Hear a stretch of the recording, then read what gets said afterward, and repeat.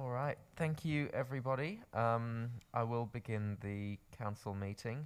Members of the public are advised that the meeting will be live streamed and recorded, and the live stream and recording will be made publicly available on YouTube and council's website. For anybody who's wondering, we do have the sneeze guards up today and masks on. We're aware of a number of exposures at recent events, and we don't want to put anybody in the room at risk, so councillors have been invited to wear a mask if they wish to. It's not mandatory, but it looks like we've all decided to take that precaution, and we have the sneeze guards up as well, just for that added protection. Nillumbik Shire Council respectfully acknowledges the Wurundjeri Woiwurrung people as the traditional owners of the country on which Nillumbik is located, and we value the significance of the Wurundjeri Woiwurrung people's history as essential to the unique character of the Shire. We pay tribute to all First Nations people living in Nillumbik, give respect to elders past, present and future, and extend that respect to all First Nations people. We respect the enduring strength of the Wurundjeri Woiwurrung and acknowledge the ongoing impacts of past trauma and injustices from European invasions, massacres and genocide committed against First Nations people. We acknowledge that sovereignty was never ceded. Wurundjeri Woiwurrung people hold a deep and ongoing connection to this place. We value the distinctive place of our First Nations people in both Nillumbik and Australia's identity, from their cultural heritage and care of the land and waterways to their ongoing contribution in many fields, including academia, agriculture, art, economics, law, sport and politics. And now Councillor Duffy will read out the Good Governance Pledge for us.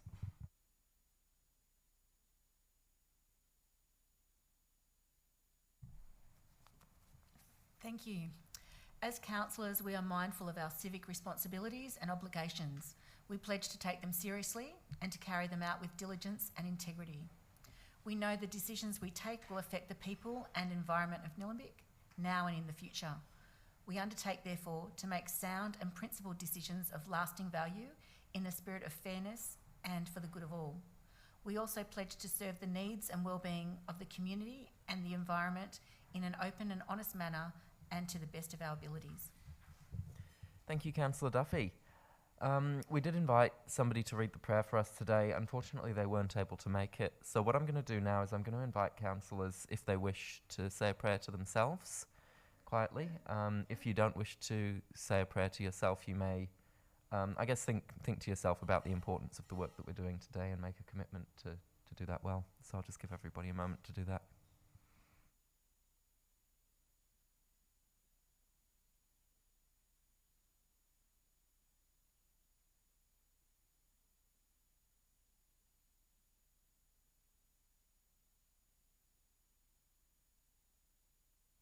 Thank you, everybody. I'll move on to apologies. There are no apologies. So the next item is presentations. There are no presentations. We'll move on to confirmation of the minutes. I'll look for a mover. I'm happy to do that, thank you. The Council confirms the minutes of the Council meeting held on Tuesday the 22nd of November 2022 and the minutes of the extraordinary Council meeting held on Wednesday the 23rd of November 2022 in Attachment 1. Thank you, Councillor Eyre. I'll look for a seconder. Councillor Egan, thank you. All those in favour? And that is carried unanimously. The next item is disclosure of conflicts of interest. Are there any conflicts of interest, councillors? No conflicts of interest. There are no petitions. We do have one question from the gallery, or two questions actually from one submitter. So Grant Brooker has submitted the following questions. Question 1, how and in what format? Oh, Grant Brooker isn't here. Thank you, Blaga. It's just been pointed out that Grant is not in the room. I was jumping the gun a little bit there. So because Grant isn't here, we won't be able to read out the answers, but Grant will be provided that in writing. And it will be in the minutes. Okay, there are no reports from advisory committees, so I'll move us on to the officer's report, and the first report is on the adoption of... Grant has walked in with almost perfect timing. Welcome, Grant. I'm going to rewind us because we almost missed out on reading your question, but I think you made it by the skin of your teeth. And I will read out the questions now. So question 1 from Grant Brooker. How and in what format will Nillumbik Shire provide residents with financial metrics, including revenues, expenditures, performance against budget, etc., to support a decision to extend the Aligned Leisure contract to July 2027? And the response is, the financial performance of the contract is reported in Council's financial report both on a quarterly basis and through the annual financial report. The financial reports are presented to Council on a periodic basis at Council meetings during the year. The financial reports, which contain the financial data pertinent to the contract, are audited externally by the Victorian Auditor General's Office and are also presented to Council's Audit and Risk Committee during the year. So that's the response to the first question. Question 2. Will the forecast budget referred to in dot point 19 be provided to user groups of the Nillumbik Leisure facilities, noting they will see both Council and Aligned Leisure recoup lost income until 2027? The response is, the forecast budget information will form part of Council's annual budget. The annual budget is reported periodically in the financial reports both on a quarterly basis and through the annual financial report. The financial reports are presented to Council on a periodic basis at Council meetings during the year. Council's budget and management thereof is a matter for Council and officers, not leisure facility user groups. And that is the response to Grant's question.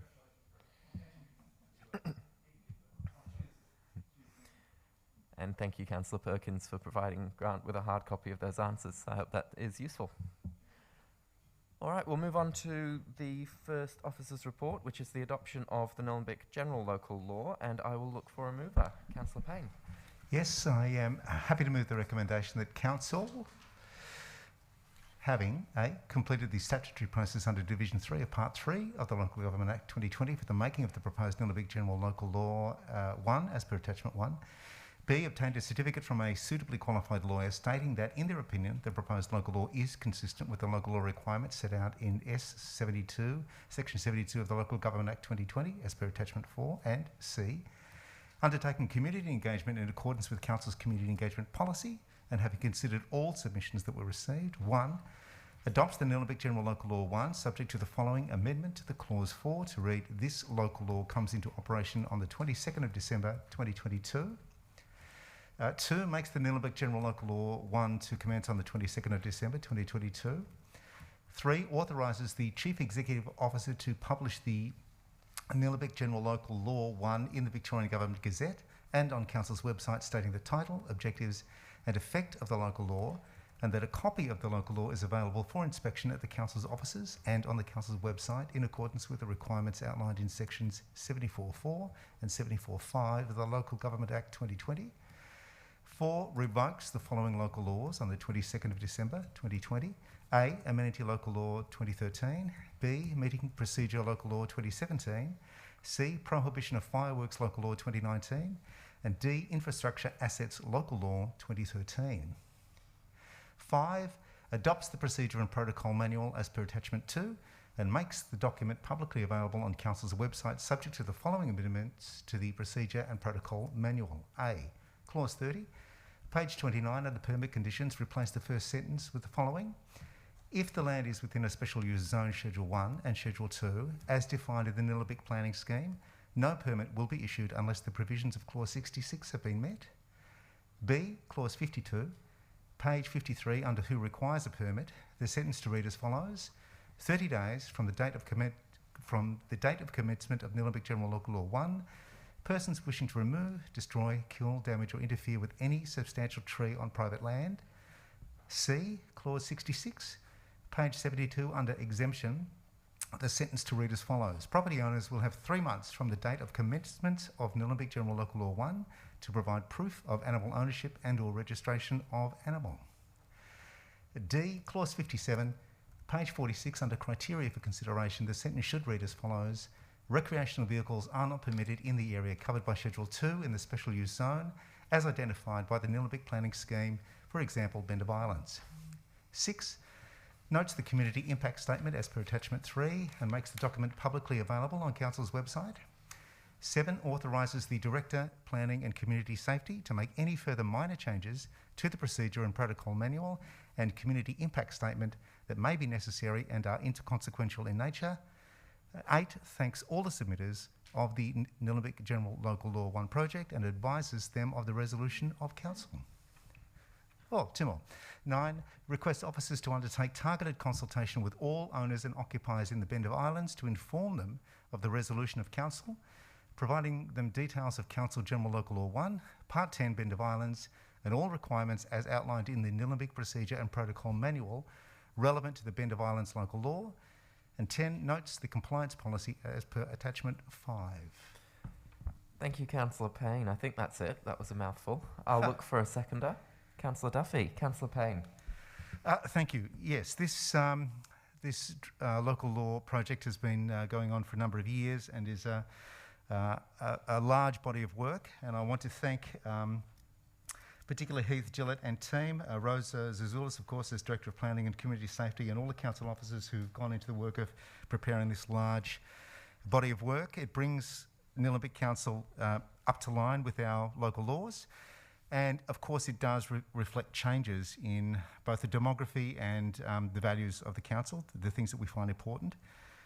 So I would just like to thank council officers for the work they've put into this, and appreciate that this will mean going out to the community and explaining how the local laws work and bringing the community up to speed with any changes we have made. So thank you. Thank you, Councillor Payne. Councillor Duffy. Thank you. I'd like to follow on with what Councillor Payne just said in acknowledging the work of the officers on this. It's a huge piece of work, and when we first became councillors, this was our Christmas reading. We were given wads of the local laws, and you know, it was very difficult to read. This document and the way the information has been put together makes it a really easy read for councillors and the community. So, you know, I'd like to commend you on the easy reading conversion of what was a very legalistic document into something that is very easy for the community to understand and to abide by. The addition here is the manual that goes with the laws, just to explain the exemptions and the details. So, you know, that's a fabulous improvement. I'd like to point out one of the laws that's of particular importance to many of the people in the community that I've spoken to, and that's the protection of amenity trees. We've heard consistently over the years how the protection of tree canopy in the urban areas is very important, and as a Green Wedge Shire, this comes to our attention all the time in all parts of the Shire. The protection of amenity trees law says that a person must not, without a permit on private land, remove, destroy, damage, interfere with or kill a substantial tree, and also they must not direct, authorise or allow another person to remove, destroy, damage, interfere with or kill a substantial tree. And a substantial tree has been defined as a tree that has a circumference in their trunk of 50 centimetres. So, you know, I think that this is a really important part of our local law improvement. And just to give an example, for all of those who would drive along Ryan's Road past the 7-Eleven service station in Eltham North, there used to be two quite magnificent lemon-scented gums. The tree protections at the time didn't allow for them to be protected. So with the works that are taking place at that location, you will note that they're not there any longer. So with this local law coming into play, it would mean that those trees would not be allowed to be removed without a permit. So that's something that I commend the officers on doing. There are other components in the local laws as well. There are an inclusion here about Bend of Islands and the significance of protecting the Bend of Islands as a special use zone, and the keeping of animals. I won't go into a lot of detail about that because I'm assuming that there might be other councillors that will talk about that. But I'd just like to say that, you know, thank you for the great work and I commend what you've done. And these local laws are about bringing harmony to our community so that people are able to get on with each other. It's not about being a nanny state and to make life difficult. It's actually about making life easier. So if you've got a nuisance dog next door, there's a way for you to be able to work with your neighbour to be able to work through that not being a nuisance. If you could wrap up Yeah. there, Councillor Duffy. Thank you. Thank you, Councillor Duffy. Didn't mean to waffle then, sorry. Absolutely, that's fine. Any other councillors? Councillor Perkins. Thank you, Mayor. Look, I won't be supporting this motion. I broadly support the local laws, but I certainly don't support Part 10, Bendigo Islands. Clause 66, restriction on animals within the Bendigo Islands. Councillors will be well aware that I've raised concerns about this clause from the outset. It's not something that I support. It has gone out for consultation. I'm not 100% sure that all of the residents of the Bendigo Islands understood the ramifications and even understood their current position. The Bendigo Islands encompasses about 140 properties. Back in 1982, the then the Shire of Hillsville, brought in zoning. It's called the Special Use Zone, and that prohibited future subdivisions and future dwellings from having domestic animals on those properties. So properties prior to 1982, prior to the introduction of that special use zone, of course, had existing use rights or had a right to have domestic pets on their land previously and continuously and forever, because it's actually a right to, it's ancillary to the right of having a dwelling. You know, you can have domestic pets. It happens in every other part of Victoria and private property as far as I'm aware. So there's a bit of a loophole there where I think the majority of the residents in the Bendigo Islands look to close that loophole and ensure that the other 64 properties that were built prior to 1982 do not have pets. Now, I'm not sure how many of those 64 properties realised that they can have pets, because the previous advice from council has been that they can't have pets. So what this local law does is prohibit pets from the rest of the people in the Bendigo Islands. So there's 64 properties that can currently have pets. Many of them don't know they can, but they can right now. And they would continue to have as a property passes on ownership, you know, from whether they've given up, pets for any time, they would continue to have the right to have pets. So what this local law does is prohibit any families into the future in the Bendigo Islands from having a pet. Now, that pet could be a goldfish, it could be a dog, it could be a cat. I can't imagine a society where a whole community where domestic pets are not allowed. It's not something that I can support. It's not something I will support. I think it's an overreach from council to bring in a local law to do this. It is a right of those properties. We've heard from people who have just recently bought into the area. Their advice was, yes, you can have a pet, of course you can have a pet, and they can still have a pet. If this local law goes through, in 3 months' time they will not be able to have a pet ever. So I can't support this local law. I've been open and honest with council right the way through. I said I could never really support this local law.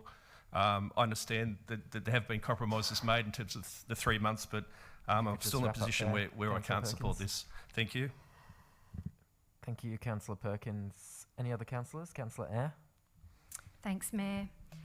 So the process to date has allowed council to review the local laws, replace outdated laws and introduce local laws that respond to the community's local issues, or our community's issues, is to protect our community's health and safety and to protect everyone's enjoyment of public spaces.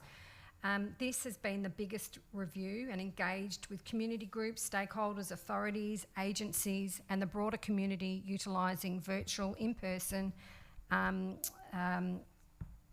activities, and even attending local markets and events such as our festivals to capture as broad an audience as possible, which is fantastic. We've listened to all feedback, well, I know I have anyway, and tested local issues to identify the most appropriate methods to respond to issues. We heard strongly from our community that our local natural environment is strongly valued and further controls are required to protect our character and environment. So council in adopting the local laws tonight will reinforce the commitment to protecting our local landscape and environment. There will also be a strong educational campaign supporting this project. So as soon as it's at a point that it's endorsed and gazetted, there will be a community education project so that everyone understands what it really means and how to support the community that way. In response also to having pets, the 3 months in there I think gives residents of the Bend of Isles an opportunity to seek a pet or go out and choose a pet should they wish to have a pet. But from what I've heard, most residents in the Bend of Isles do not want a pet, so it would only be a small number of residents that would be impacting on, and they've got 3 months to consider the changes to that. So thank you. Thank you, Councillor Eyre. Councillor Egan. Please excuse me, I may start coughing. Like Councillor, my learned friend over the other side of the table, Councillor Perkins, I do broadly support the local laws, and I always have since being elected as a councillor, but I cannot in good conscience vote for a world where residents are not allowed to keep pets. The mental health issues this council has alone, the benefits of keeping pets, it is enough reason for me by itself, and I can't support this motion. So I won't say any more because I'm going to lose my voice, sorry. Thank you, Councillor Egan. Any other councillors? I will speak briefly and then I'll give Councillor Payne his right of reply. Now, I do have to stand up to speak as chair. It's one of our strange governance rules, but there we go. Thank you for everybody's input on the local laws. Just to address the concerns raised by Councillor Perkins and Councillor Egan, this is an attempt at fixing a loophole that's arisen in our planning scheme. Back when the special use zone was first introduced, it was the understanding of everybody that that applied to all properties and that nobody could have a pet. The residents in Bend of Islands at the time supported the introduction of that new planning scheme. Since then, new people have moved into Bend of Islands, all under the understanding that they could not have a pet, apart from a list of 12 properties who were considered to have existing use rights. It is only in the last 2 years that this loophole has been discovered, where it actually turns out there are 64 properties that can have pets. Now, the risk that we have going forwards, if we don't have a local law to cover that, is that as new people move into Bend of Islands, there will be more pets introduced, and Bend of Islands will take a huge step backwards, where we will go from 12 properties, which are understood to be allowed to have pets, to 64. So if this law goes through, there'll be very little change to what we've actually been doing in practice for a very, very long time, for 40 years. There will be no change to what's been done in practice. If the law fails, then you're looking at Bend of Islands taking a huge step backwards, which would drastically change the nature of that area. This isn't a case of questioning whether there should be no pets in Bend of Islands. That was decided 40 years ago, and the decision of the community at the time was no, there should not be pets in this area because it is a special place. And this law is about protecting and maintaining that into the future.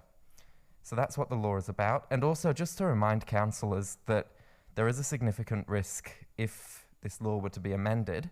We wouldn't be able to amend the law tonight. We would have to go back out for another round of consultation. It would delay the process 6 months and cost us a large amount of money to go back out to consultation and ask the community about this again, going through the process that we've already been through as a council.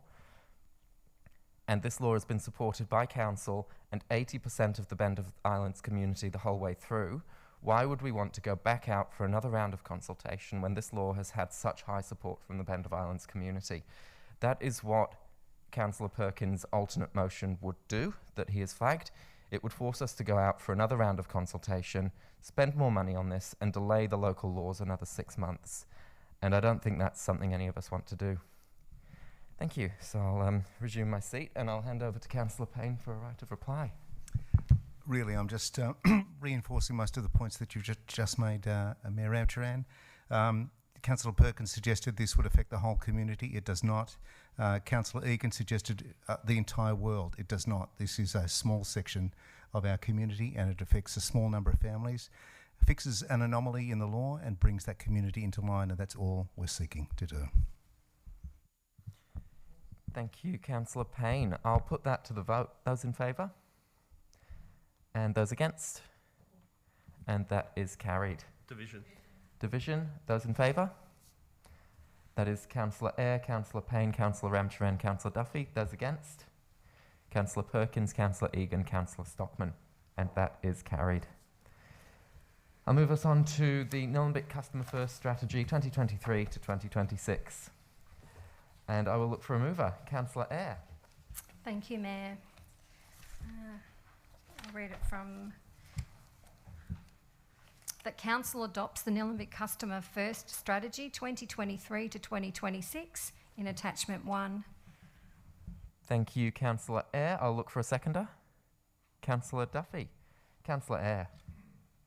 Thank you.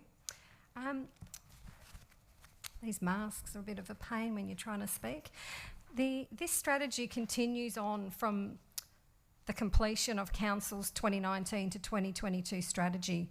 It defines the strategic direction of Council's customer focus to and for our community.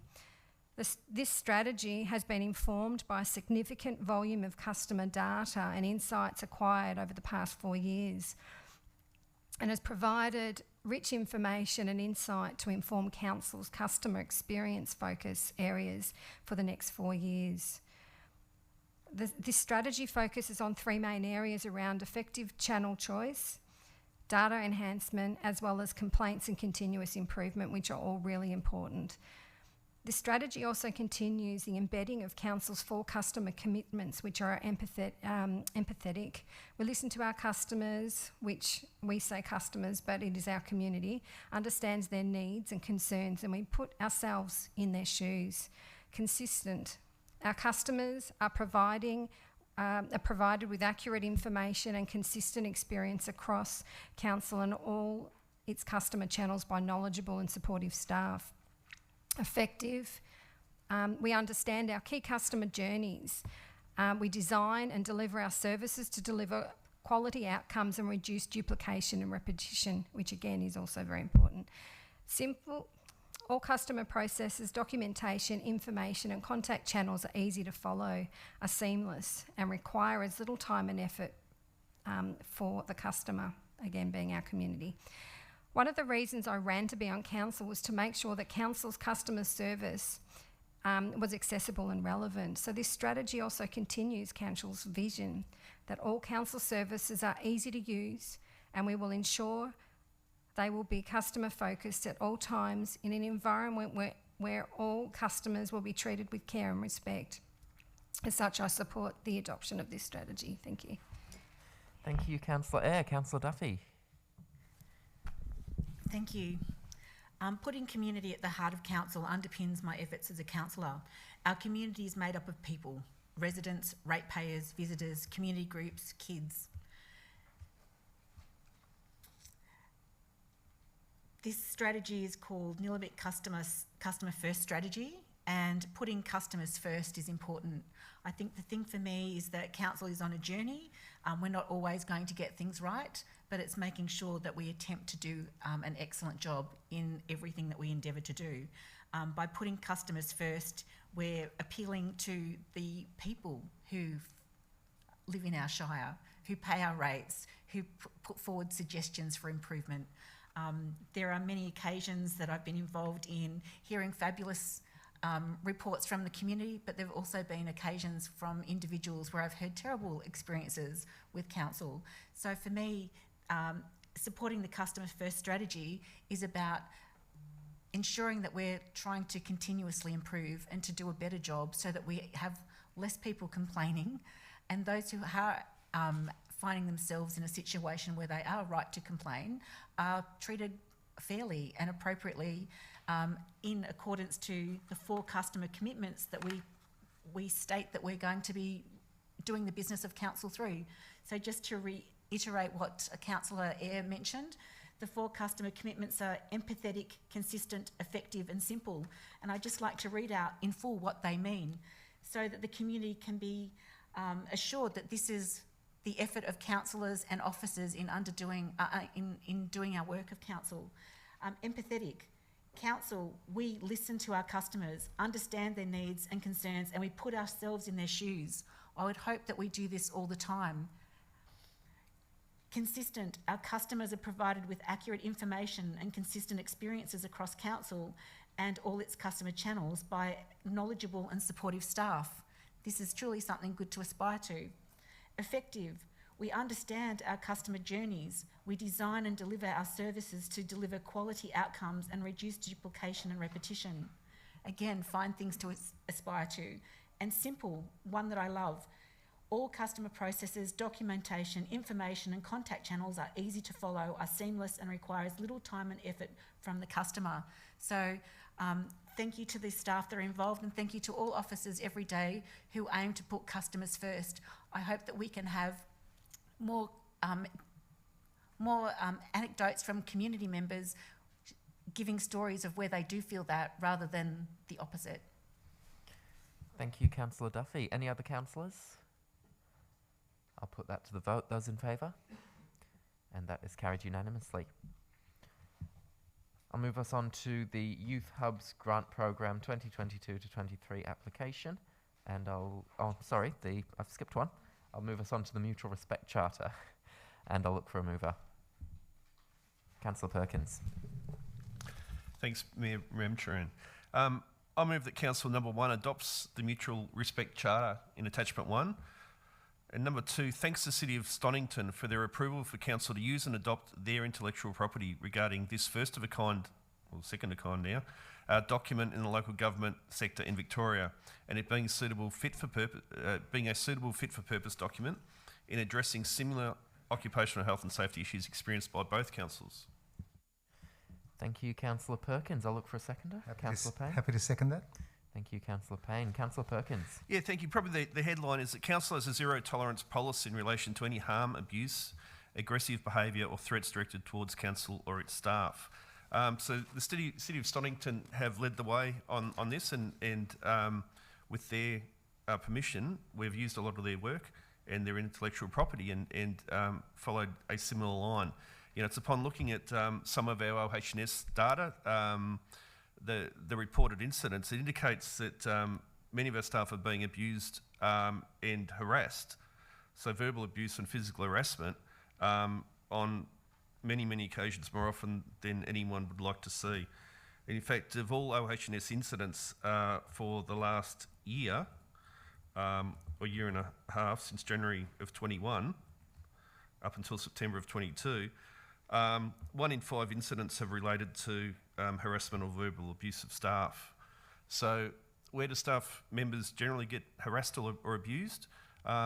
It's generally they're abused by customers assessing council services, particularly those that are outward facing.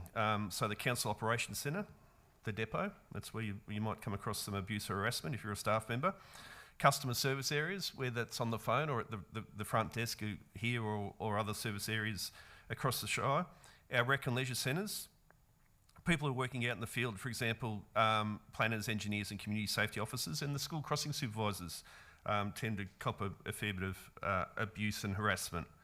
So you sort of think of this 1 in 5 reported incidents through the OH&S reporting mechanism is staff members being harassed or verbally abused. And you think of that in the context of what other OH&S incidents would occur. You know, heavy machinery, dangerous environments they're working in, manual handling, you know, there's often cuts and abrasions, there's car accidents, there's all sorts of things. We've got to try to deal with all those OH&S incidents, and I think this is a really good way to at least try to deal with it and highlight to people who are dealing with our staff, council staff, that they have a right and responsibility to be treated with courtesy and respect. They have a responsibility to have a safe and healthy working environment free from discrimination and harassment. They have a right and responsibility to expect honesty, cooperation and a reasonable assistance from the community. They have a right and responsibility to provide reasons for decisions and ensure that decisions are subject to appropriate review processes. They've got a right and responsibility to be clear on how the matter will be handled, including compliance to statutory and or legislative processes. And they've got a right and responsibility to modify, curtail or decline service in response to unacceptable behaviour, which because of its nature or frequency raises health, safety, resource or equity issues. So, you know, congratulations to officers on putting this mutual respect charter together to actually, you know, start a process where we can start to sort of, you know, call out inappropriate behaviour in the community. People think that council staff members are, you know, it's just a free-for-all. I routinely see the harassment and abuse that council and staff members get from people online and Facebook. That's where I tend to see most of it. But many times you sort of think, well, why would you be a staff member for council? It comes across that many people just dislike council. They dislike council staff. I know that I would often sort of say to people when they would speak to me about council staff members, they could never name any names and not even talk about, you know, an incident apart from they don't like the planning scheme. I would routinely say to them, well, how about the Garbos? Do you like the Garbos? Oh, yeah, the Garbos are okay. We don't mind the Garbos. How about the school crossing supervisors? Oh, yeah, the school crossing supervisors are fine, you know. And you sort of go through many of the services that council provide and you find that they're not as angry about staff members as they might have otherwise led you to believe. So I think this is just a process where hopefully we'll give the community and those people who tend to lash out at employees of council, it gives them the opportunity to just check their behaviours and you know, appreciate that council staff members are doing the job. They're doing a job. Many of them live in our community. They're working on behalf of our community, and they need to be treated with respect. So that's what this charter is about.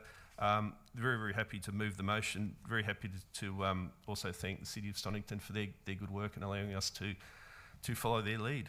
Thank you. Thank you, Councillor Perkins. Councillor Payne? Any other councillors? Councillor Eyre? Thank you, Mayor. I've got to get used to calling you Mayor, having recently changed from being Mayor. Sorry, I had to say that. As been identified in the quarterly risk and safety reports that are presented to Council and the Audit and Risk Committee, which I've been sitting on for the last year as Mayor and also with the new Mayor, there's been a growing number of incidents where there have been verbally abusive interactions from members of our community to council staff.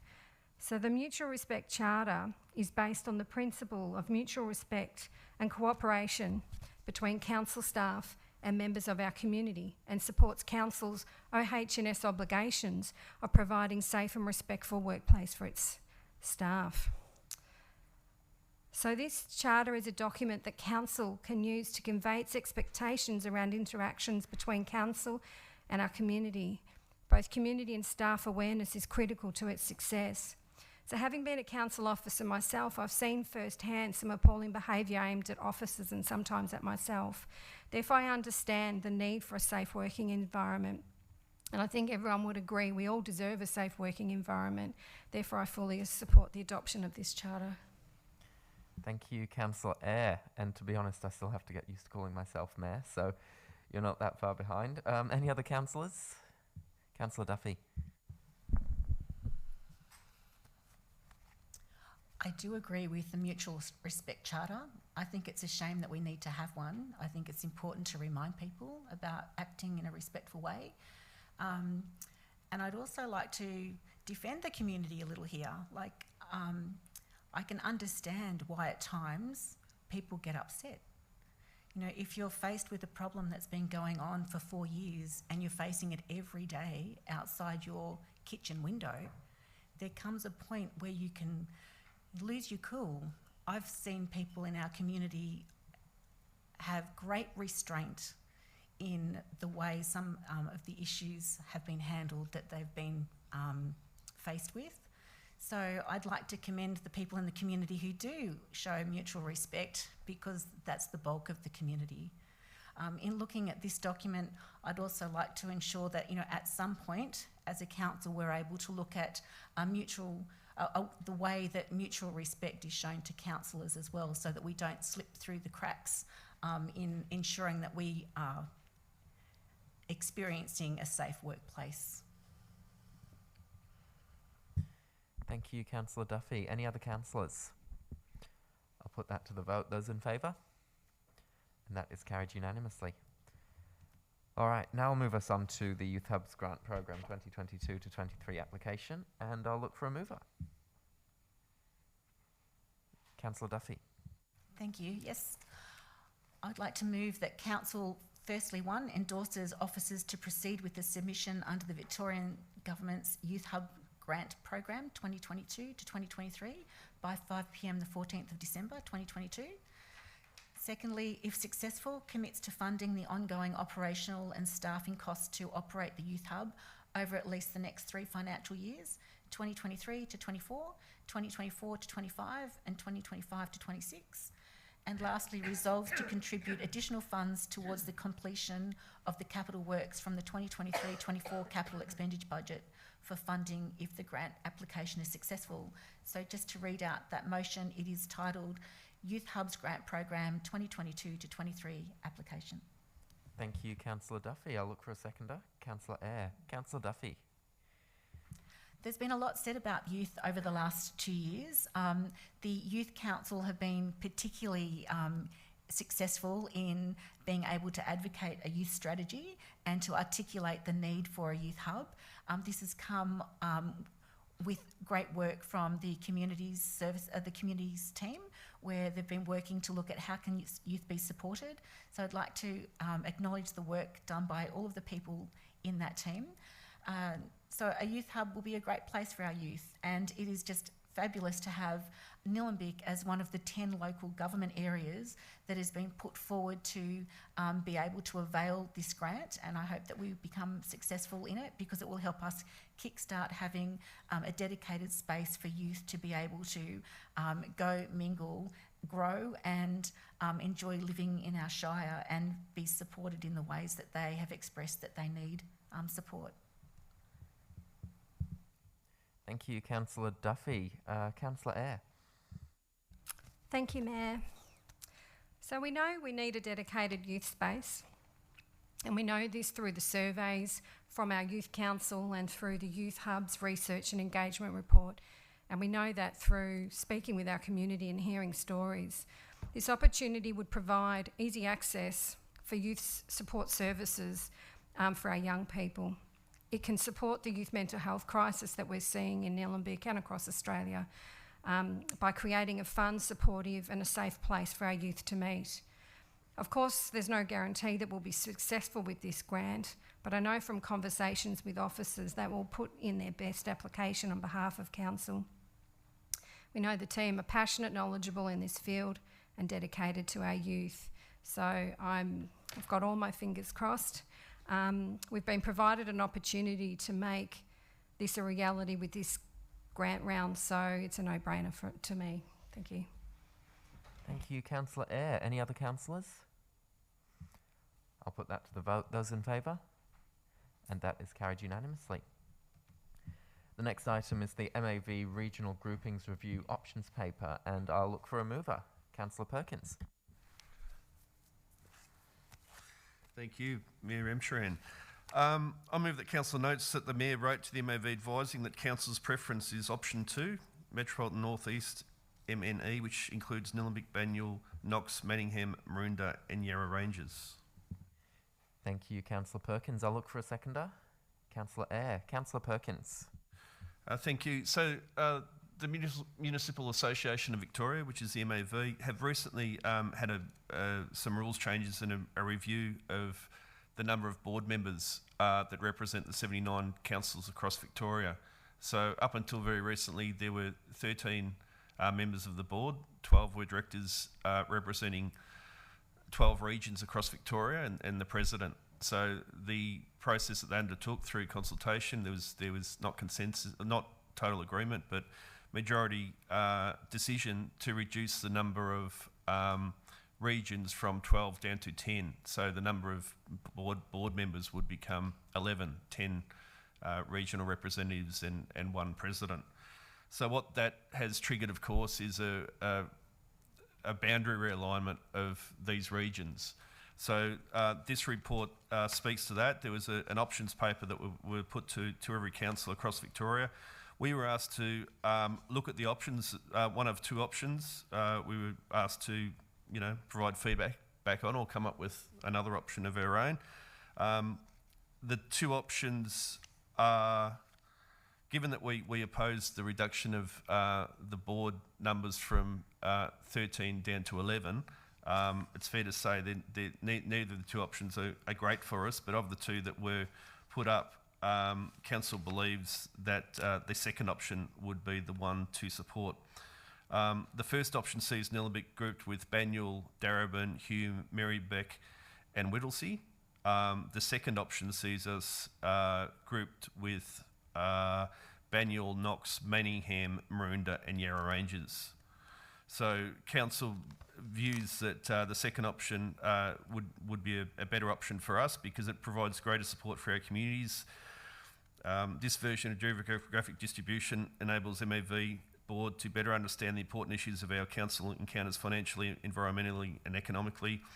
And most importantly, we believe the connection with the Green Wedge alignment and joint advocacy opportunities on environmental consideration. That's the group that we can see that would share our environmental Green Wedge views and credentials. We're more aligned in terms of the municipalities broadly to our east than those to our west. And I suppose that's, in layman's terms, that's the difference between the two options, that we'd be more successful in being grouped with other Green Wedge councils to our west rather than the growth councils to other Green Wedge councils to our east rather than the growth councils to our west. So that's the state of play. The feedback's already been presented to the MAV. We haven't had much luck of recent times. I dare say we're probably not going to have much luck on this occasion. We'll see what happens. But this report is just letting the community know what Council thinks of the review option papers and what our submission was. Thank you. Thank you, Councillor Perkins. Councillor Eyre. Only just to reiterate what Councillor Perkins was saying. Thank you. Thank you, Councillor Eyre. Any other councillors? I'll put that to the vote. Those in favour? And that is carried unanimously. We'll move on to the minutes of the Audit and Risk Committee meeting November 2022, and I will look for a mover. Yes, Councillor Payne. Mayor Ramcharan, I'm happy to move the recommendation the Council notes the minutes of the Audit and Risk Committee meeting held on the 14th of November 2022 as per Attachment 1. Thank you, Councillor Payne. Any, I'll look for a seconder. Councillor Eyre. Councillor Payne. Councillor Eyre. Any other councillors? I'll put that to the vote. Those in favour? And that is carried unanimously. The next item is the Quarterly Risk and Safety Report for September 2022. I'll look for a mover. Councillor Eyre. Sorry, my glasses and mask are getting caught. The Council notes the summary of the Confidential Risk and Safety Report, which is Attachment 1 for the quarter ending September 22, and resolves that the attached Risk and Safety Report remains confidential in accordance with Section 3(1)(a) and F of the Local Government Act 2022. Thank you, Councillor Eyre. Just to note, that should be Local Government Act 2020. Oh, so I'll say that again then. Local Government Act 2020. Thank you. Thank you, Councillor Eyre. I'll look for a seconder. Happy to second. Councillor Payne. Councillor Eyre? Would you like to speak? No, thank you. That's fine. Councillor Payne? Any other councillors? I'll put that to the vote. Those in favour?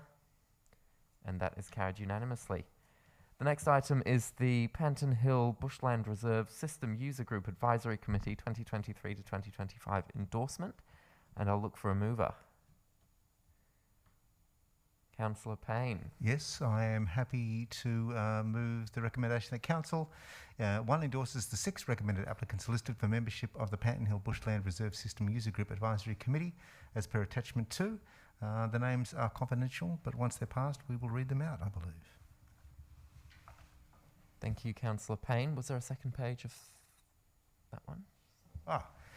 2, acknowledges and thanks all the community members who submitted applications for membership of the Panton Hill Bushland Reserve System User Group Advisory Committee. 3, resolves that the evaluation panel assessment as per attachment 2 remains confidential on the grounds specified in the definition of confidential information in section 3(1)(f) of the Local Government Act 2020. And 4, resolves that the successful applicants be named. Thank you, Councillor Payne. I'll look for a seconder. Councillor Duffy. Councillor Payne. No, I'm looking forward to reading those names. Councillor Duffy. Just like to say thank you to the people on the advisory committee, because the Panton Hill Bushland Reserve is a wonderful place to visit. So I'd encourage everyone to go out and have a look and discover it for yourselves if you haven't already been there. Thank you, Councillor Duffy. Any other councillors? I'll put that to the vote. Those in favour? And that is carried unanimously. The next item is the Youth Council Advisory Committee Terms of Reference. I'll just read and the just names. the names before I move on. Thank you, Councillor Payne. I would just like to congratulate the applicants Janice Crosswhite, Lee Hartman, Kath Giles, Lydia Heap, Bob West and Mark Hood, and thank them for their volunteerism for the council. Thank you, Councillor Payne. Now we'll move on to the Youth Council Advisory Committee Terms of Reference, and I'll look for a mover. Councillor Stockman. Yes, happy to move the motion. As per the papers, Councillor Stockman. Yeah, I'd like to move the motion as per the recommendation of officers that Council 1 thanks and acknowledges the outgoing members of the Youth Council 21 to 23 for their advice and contribution to Council's work to represent the diverse views, ideas and needs of young people. 2, endorses the revised terms of reference for the Nillumbik Youth Council Advisory Committee 2023 to 2025. 3, endorses the recruitment process for the 23 to 25 Youth Council Advisory Committee to renew the committee by April 2023. And 4, instructs officers to report nominations to the Youth Council Advisory Committee to Council for endorsement in March 2023. Thank you, Councillor Stockman. I'll look for a seconder. Councillor Duffy. Councillor Stockman. Yeah, thanks, Mayor. I'd love to speak to this, and it's one of the more prouder things I've been involved with since being on council. On the 15th of December 2020, Council unanimously endorsed the establishment of the Nillumbik Youth Council to act as an advisory committee of council. There are some tweaks to the terms of reference, which is understandable as such a new advisory committee, but I would also like officers to analyse the Nillumbik Youth strategy even further. So the strategy sees the most important concerns of the majority of our youth actioned as priority. Things like trails, strategically put in place where it connects communities with high population density. The Aqueduct Trails are a really good example of this. It's the highest priority on the Northern Trail strategy. It links Greensborough to Diamond Creek and Eltham via St Helena and Plenty. And it's really important for youth as identified by the youth due to the lack of ability of our youth to travel. And also, I'd just like to say a big shout out to, it feels like I've been going for 5 minutes, but I've been going for 1 minute. A big shout out to Brianne Mills. We might not know her here on council because she's just been married. She was our mayor of the Youth Council, Brianne Keogh, and lives in Blue Lake. So a big shout out to her and congratulations. Thank you, Councillor Stockman. It's lovely to have that good news about Brianne. Councillor Duffy. Thank you. I have had the great privilege of being the councillor working with the Youth Council for the past 12 months, and will continue that moving forward for the next 12 months. It's wonderful to see the way council officers work with the youth and the way the youth come into this chamber and conduct their meetings monthly. We can all be proud of the calibre of people that put their hand up to be youth representatives within our shire. I'm constantly amazed by the collaboration, the contributions and the great ideas that come forward from the members of the Youth Council. And I really look forward to encouraging more people to put their hand up as youth to represent the voices of others in our shire. I don't think I'd like to go into the terms of reference other than to say, there needs to be a framework that the Youth Council runs by, but, they do a really good job in managing themselves and being able to put forward their ideas. within the frameworks that are made available to them. And, I think it'd be great to have an hour where I could talk about each person that's been on the Youth Advisory Committee, but won't do that. Instead, I encourage members of the public to have a look at our website so that they can have a look at the people that currently make up our Youth Council, and reach out to them and reach out to us if they'd like some more information, and for young people and in the community to consider that this is something that you might be interested in doing. And for those of you who know young people, to tap people on the shoulder, because often people will maybe not back themselves or have the confidence to know that this is something that they could do.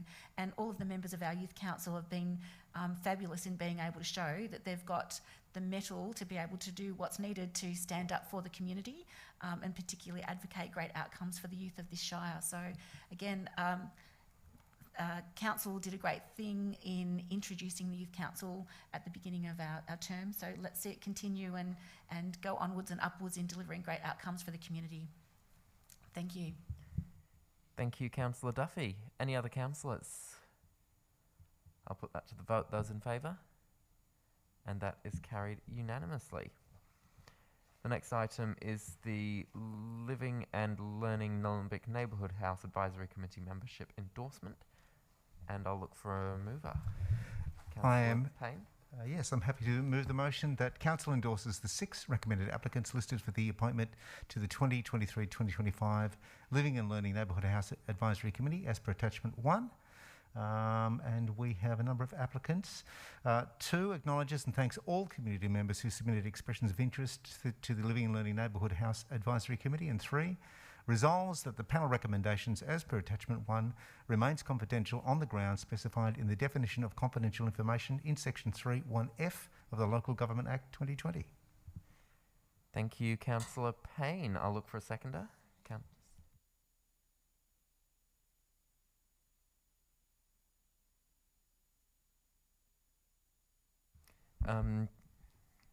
Councillor Payne, we've just had a request from governance that an extra point is added to that motion to name the successful applicants. Aha.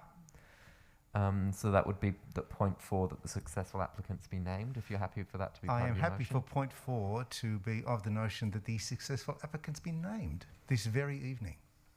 Thank you, Councillor Payne. Councillor Eyre, are you happy to second that? I'm happy to second that. Wonderful. Thank you, Councillor Eyre. Councillor Payne. I just want to thank all the volunteers for the Living and Learning Neighbourhood House Advisory Committee, for those who put their hand up. The Living and Learning Network and our Neighbourhood House networks across the Shire, a wonderful resource. They're a place where people meet, share stories, connect with other parts of the community, and are incredibly creative. And I can thoroughly endorse that, having been to the Diversarty exhibition at the Eltham Library, which has just recently opened, and seen some of the work created by those who have picked up their skills and developed friendships at the Living and Learning and Neighbourhood House Network. So I'd like to thank them. Thank you, Councillor Payne. Councillor Eyre. Thank you, Mayor. I just wanted to say that I'm looking forward to being the chair of this committee this next year, and to acknowledge how much our community love the Living and Learning Centres and all the activities that are on offer. And I thank all those that participate and those who support our community to participate. Thank you, Councillor Eyre. Any other councillors? I'll put that to the vote. Those in favour? And that is carried unanimously. And now Councillor Payne will read out the names. I would like to thank Deborah Donoghue, Sarah Doherty, Bambi McLean, Frank Filado, Sabi Bueller and Deanna Finn for volunteering to take part in this wonderful network. Thank you so much. Thank you, Councillor Payne. We'll move on to the Positive Ageing Advisory Committee renewal, and I'll look for a motion. Councillor Eyre. Thank you again, Mayor.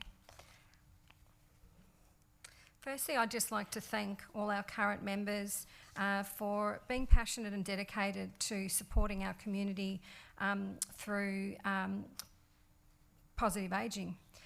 Councillor Eyre, if you could just read the motion first. Oh, my goodness me. Okay. Sorry, I'm out of practice being the chair. So, recommendation. I'll learn quickly, sorry. That Council acknowledges and thanks members of the Positive Ageing Advisory Committee for their advice and contribution to Council's work to create an age-friendly Nillumbik, endorses the revised terms of reference for Positive Ageing Advisory Committee, endorses the process and timelines for seeking expressions of interest for the Positive Ageing Advisory Committee membership to renew the committee by May 2023, and 4, instructs officers to report nominations to the Positive Ageing Advisory Committee to Council for endorsement. I hope I got that right. You did. Thank you, Councillor Eyre. I'll look for a seconder. Thank you. Councillor Payne. Yep, happy to second. Thank you, Councillor Payne. Councillor Eyre, would you like to speak to that? Yeah, thank you, I will. I started by thanking the current members because they are very dedicated and passionate in making sure that our community is supported through ageing, positive ageing. So the PAC is a wonderful committee with so much knowledge and passion for positive ageing in our community. I've been fortunate enough to be on this committee for 2 years, and in the next year I'll be leading the 3rd year as chair, so I'm really looking forward to that. I love being part of this committee. This term of reference will not only align the PAC with our other advisory committees, but also allow for external key stakeholders to join the committee. They'll bring a wealth of knowledge, expertise, and help support in a two-way conversation with members who are members who are there on behalf of other community groups such as Omni, the Men's Sheds, and other representatives. So it's fantastic. So we've got a wealth of knowledge from our community, but we've also, with endorsing this, we will have a wealth of knowledge coming from our key stakeholders, because two-way conversations is fantastic and will support our community even more than we've been doing now. A couple of the key changes are monthly meetings will be reduced to every second month, but will be increased from 2 hours to 3 hours, and members will be appointed for a 2-year term, but can be on the committee for up to 4 years. Thank you. Thank you, Councillor Eyre. Councillor Payne? Any other councillors? Councillor Duffy? I will. I can't miss an opportunity to thank the Positive Ageing Advisory Committee. It's been wonderful to work with this group of dedicated people who are, put forward their ideas and they put forward their words forthrightly. There's no mincing words with the Positive Ageing Committee when they're wanting to come forward and say what they've got to say, which is great. They have wisdom on their side. So yeah, being the chair for the last year has been an honour, and I look forward to continuing to be involved with Councillor Eyre to see the people of our shire for council to receive advice and information about how to positively age or getting older gracefully in our shire, with the help of the people who put forward their time and experience, and they do this with compassion and heart. And it will be fabulous to see this continue. So I've kind of mixed my words up a bit there, but I'm as passionate about the Positive Ageing Committee as I am about the Youth Council. So we've got both ends of the spectrum here. So again, I think it's wonderful that Council makes this commitment to be informed by people from the community across a whole sphere of areas. So we've seen a number of those today in different areas, and there will be others over the time as well. Anybody in the community that's listening to tonight's council meeting, please have a look on our website and look at the various advisory committees and know that you're invited, and we'd love you to be part of these.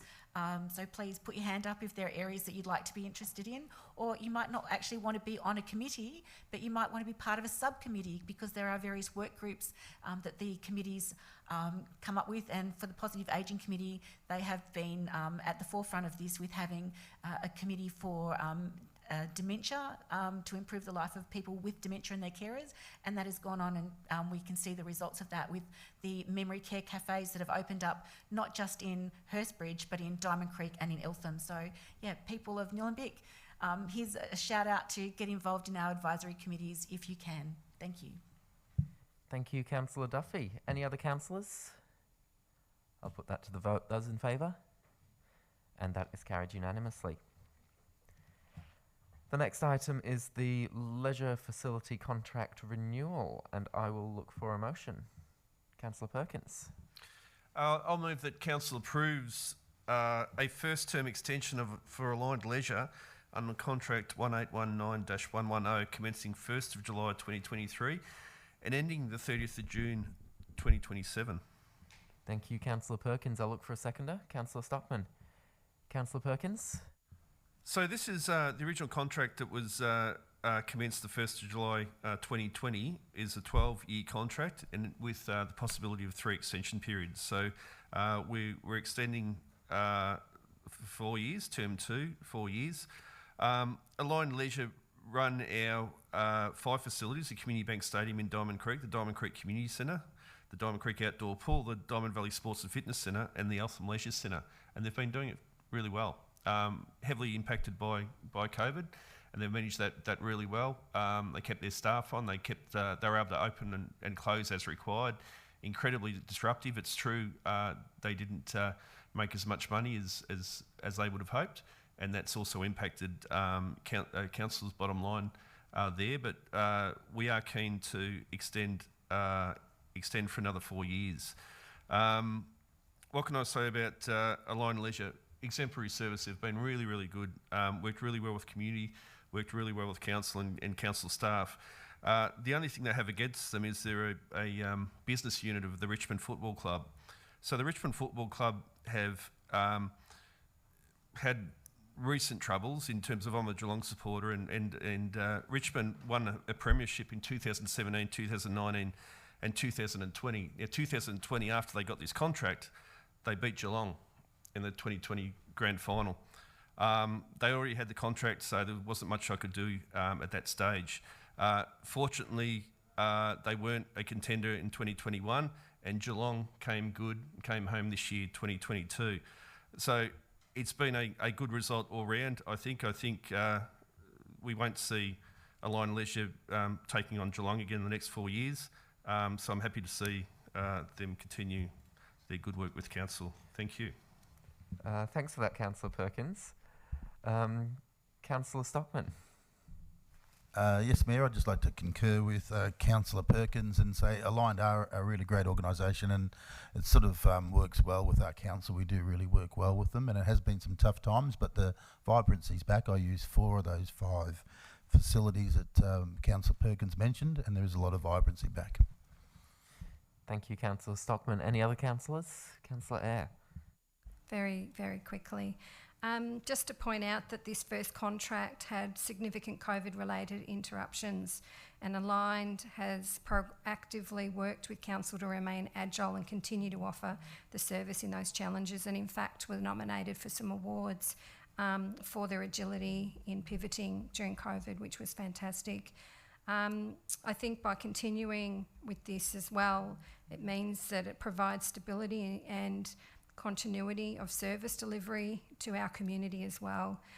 So I support this recommendation. Thank you, Councillor Eyre. Any other councillors? I'll put that to the vote. Those in favour? And that is carried unanimously. The next item is tender report for the supply and delivery of 2 extra cab tipping trucks. I'll look for a motion. Councillor Perkins. Thank you, Mayor Entry, and I'll move the motion as per the papers, as per the recommendation of the officers. Thank you, Councillor Perkins. I'll look for a seconder. Happy to second that. Payne. Councillor Perkins.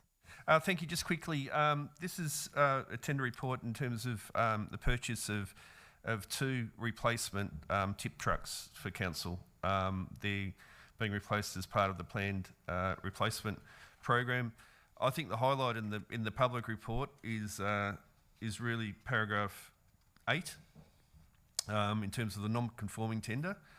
So tender A, or option 3, was non-conforming. We'll look at why. It was non-conforming, and the tender was set aside basically because of pricing.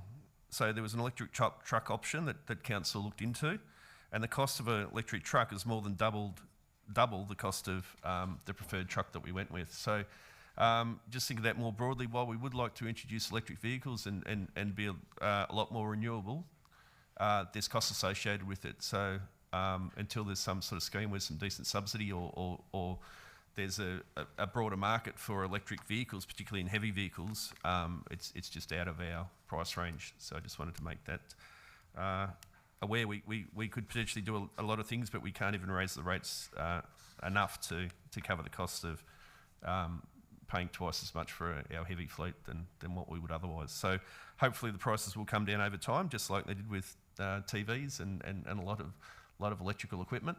But at the moment, it's just not viable to run an electric vehicle or an electric fleet of heavy vehicles. Thank you. Thank you, Councillor Perkins. Councillor Payne? Just to add to that, they are exploring the opportunities for an electric bus fleet. So heavy vehicles are on the horizon. They may not be around the corner, but they are on the horizon very much, looking for Melbourne. So I look forward to the time when we can, in fact, purchase a switch-on EV truck. Thank you, Councillor Payne. Any other councillors? I think just to add to the discussion there, it would be lovely to have electric heavy vehicles, but the technologies, as Councillor Perkins pointed out, it's just not there yet. One day it will be, and I think we're moving towards that slowly. Prices will come down, technology will catch up, we'll have more charging stations available to make it viable, but until then this is probably the second best option, so I'm happy to support the motion. I'll put that to the vote. Those in favour? And that is carried unanimously. The next item is the Eltham Central Oval Car Park. Oh, and we need to, before we move on, we need to disclose the preferred tenderer and the cost. Councillor Perkins. Thank you. The preferred tenderer, and congratulations to Hino Motor Sales Australia Proprietary Limited, and the cost of the two vehicles was $351,000, $909.24. That includes GST, and that was for both vehicles. Thank you. Thank you, Councillor Perkins. All right, we'll move on to the Eltham Central Oval Car Park construction tender report, and I'll look for a mover, Councillor Duffy. Thank you. I'm happy to move that as per the papers. Thank you, Councillor Duffy. I'll look for a seconder. Happy to second. Payne. Councillor Duffy. Just briefly, the Eltham Central Oval Car Park construction will help certainly lift the area. I won't go into a lot of detail because there is written in the officer report, but this is part of the congestion busting. Am I using the right word here? The congestion busting fund, where we receive some money from the federal government. So we're putting that to good use around the Central Oval Car Park. There's quite a lot. There are a number of users. The sports clubs. There's the Eltham Co-op preschool, and there are also commuters that use it for the library and train station. And it's certainly in need of repair. So whilst we love being able to see a natural, outlook in many parts of the Shire, this is an area where it would be great to get some bitumening and some guttering, and just to tidy it up so that the formation of car parking is made much easier, and the flow of traffic can be safer. So yeah, that's all I'll say. In terms of the reason for doing this, and in terms of the tender, the tenderer that has won this contract has gone through a rigorous process by council officers and the procurement team, and there are a number of things that they look at with the weighting of this, and the preferred tenderer at this stage is somebody who has been able to employ people locally as well. So that's a plus for our community. Local jobs for local people being paid for by council. Thank you. Thank you, Councillor Duffy. And Councillor Payne. Just wanted to add to that this is part of the important quiet work that happens right around the Shire, which is infrastructure, parks, asphalting, work that is important, has to be done. And this will hopefully make a difference to traffic congestion and parking in and around Eltham Central. So I look forward to the tender being announced. Thank you, Councillor Payne. Any other councillors? I'll put that to the vote. Those in favour? And that is carried unanimously. And Councillor Duffy, if you'd like to name the tenderer and the amount.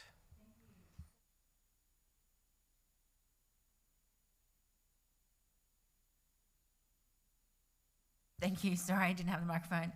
Okay, so the tenderer is MJ Construction Group Proprietary Limited. The amount of the tender is $891,883.30, and there is also a contingency amount. Do I need to read that out? So the contingency amount is $162,000, $162,160.60. Yeah, thank you. Thank you, Councillor Duffy. I'll move us on to the informal meetings of councillors' records, and I'll look for a motion. Thank you. Perkins. Yeah, thank you, Mayor Ancharan. I move that Council, in accordance with item 19 of Council's Governance Rule Meeting Procedure, receives informal meetings of councillors' records as per attachment 1 for the meetings held. Thank you, Councillor Perkins. I'll look for a seconder. Councillor Eyre, Councillor Perkins. Look, I don't think there's any need to speak to it. There were 5 meetings listed in the last month since last OCM, and you know, the details of those meetings and the councillors and other staff who were present, who were apologies, and any disclosures that were made throughout those meetings are in the agenda papers. Thank you. Thank you, Councillor Perkins. Councillor Eyre? Any other councillors? I'll put that to the vote. Those in favour? And that is carried unanimously. We have one notice of motion from Councillor Duffy, so over to you, Councillor Duffy. Thank you. This notice of motion is titled Wurundjeri Woiwurrung Welcome to Country at Council Meetings.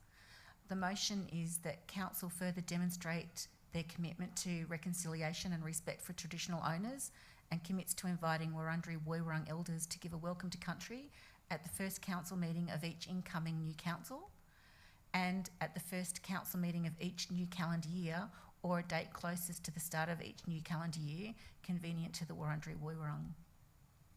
Thank you, Councillor Duffy. I'll look for a seconder.